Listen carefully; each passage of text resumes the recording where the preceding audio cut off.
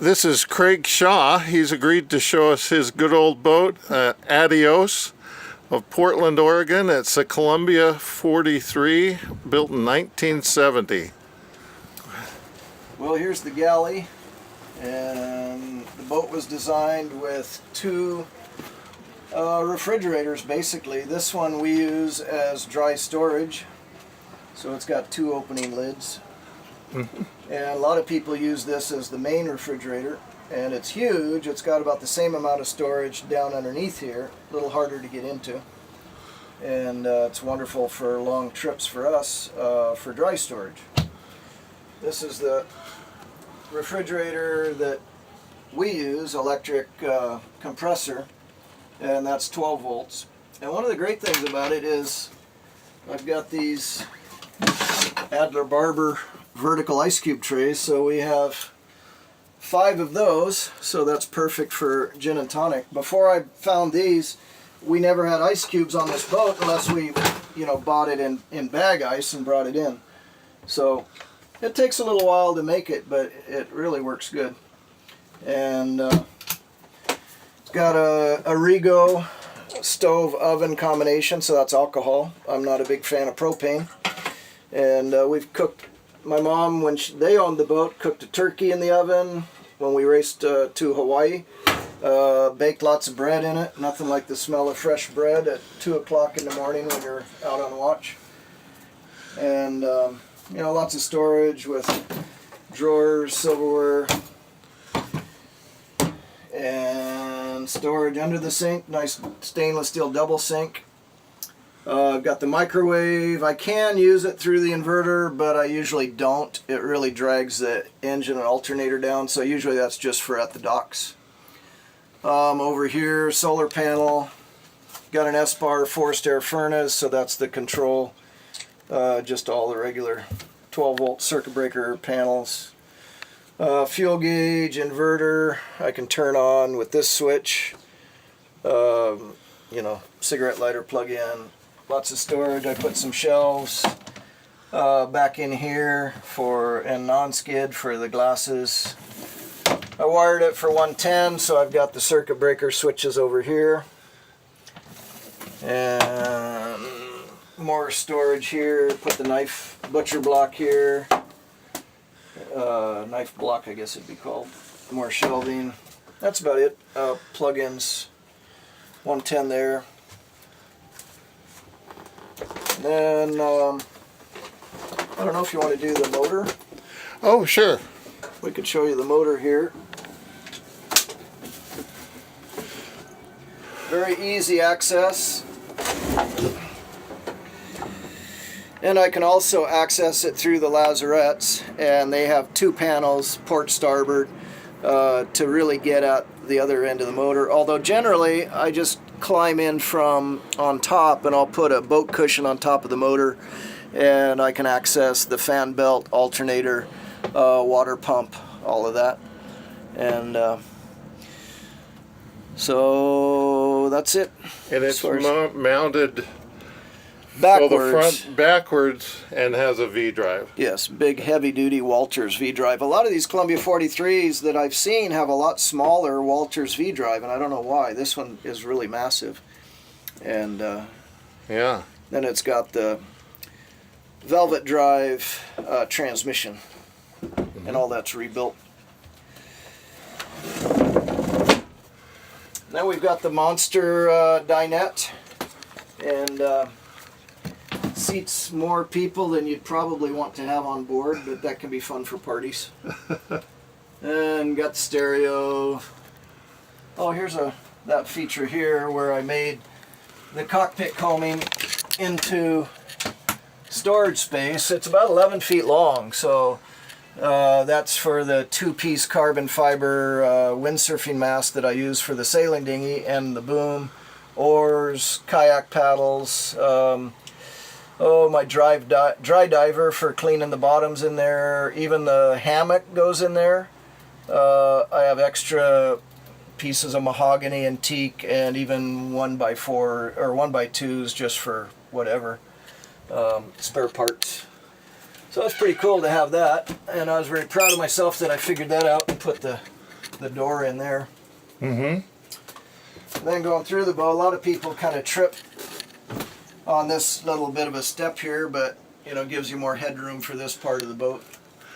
And then here we've got the bunk beds, port and starboard. Here's the starboard side, and very, very good seat berths.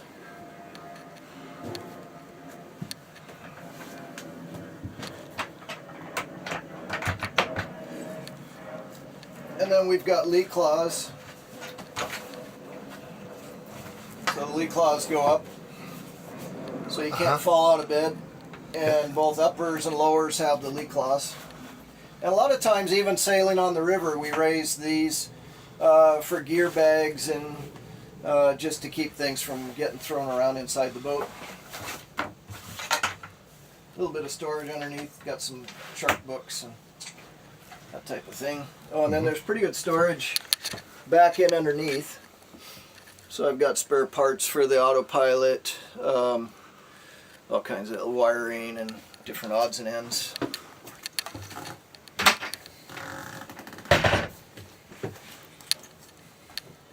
Also have the wood stove. I installed that. That was one of my minis finds, and I did the tile work underneath it, totally rebuilt the stove. It's airtight. And that's wonderful even down in Mexico, which might sound funny, but to burn paper garbage and not have then we only have plastics and that type of thing to throw away.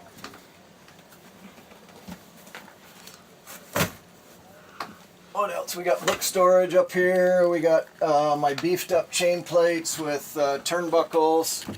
Columbia only put big backup plates, and we were, because of racing, kind of lifting the deck off the boat.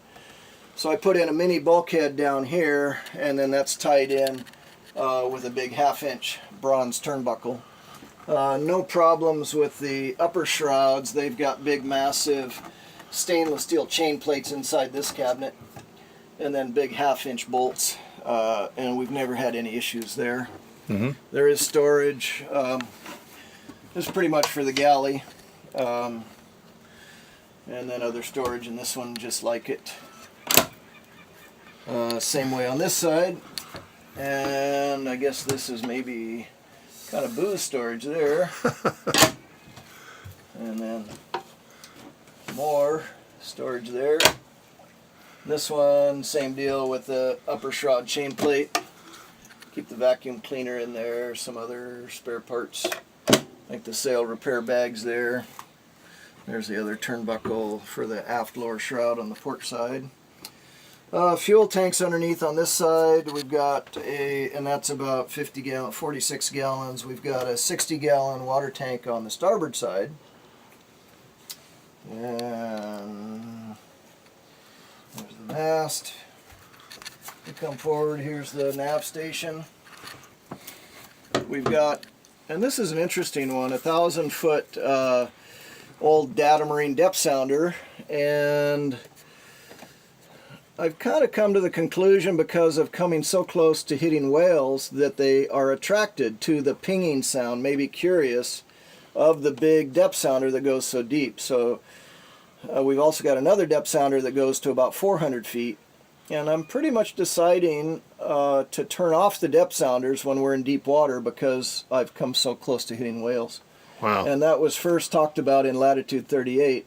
And the guy felt that they were attracted to his boat because of the depth sounders, and I am a believer of that. So that's my new experiment, is to sail offshore without depth sounders unless I'm in, really close confines. Got a nice ICOM M700 single sideband there, VHF there. I got a handheld for the cockpit, but I would like to put another big VHF in the cockpit. I think that'd be a good idea. Mm-hmm. Thermostat for the S-bar heater. Here's a picture of us in Hawaii, 1988, arriving there about 1 o'clock in the morning. Big party, Mai Tais, lays, and what a beautiful place to end up in the islands. Let's see, we've got the head in here, which has a wraparound shower. Got a big hanging locker. And pretty basic. I did put in the big vent hatches, so those work really good. It's got a sump pump for the shower, and not too much different there. Okay. And then forward is the V-bunk, captain's cabin. And we got the hatch open here, and I did change the hinges, and this was for racing to Hawaii in 1988, so we have a forward set of hinges and an aft set of hinges. So kind of depending, we can catch the wind whichever direction we want.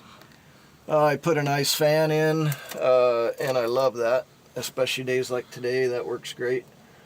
Put in handholds. We got a little flat screen TV over here.